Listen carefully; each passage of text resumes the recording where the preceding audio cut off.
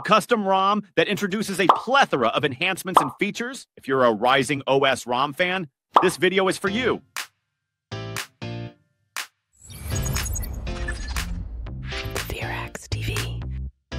Before you proceed with the custom ROM installation, make sure you have an unlocked bootloader and a pre-installed custom recovery, like Orange Fox Recovery. If you don't have, you can check our separate tutorial for the bootloader unlocking and installation of custom recovery. Link will be provided in the description box below. To install the RisingOS custom ROM to your Redmi Note 13 Pro 5G, you need to download this flashable file and save it in your internal storage. Once downloaded, power off the device and reboot to Orange Fox Recovery by holding power button and volume up simultaneously until you see the Orange Fox logo.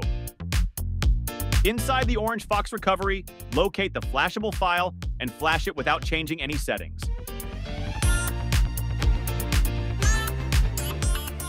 After flashing, go back to Home and proceed to Wipe tab. Select Format Data, then type Yes to proceed formatting data. Once done formatting the data, you are now safe to reboot to system.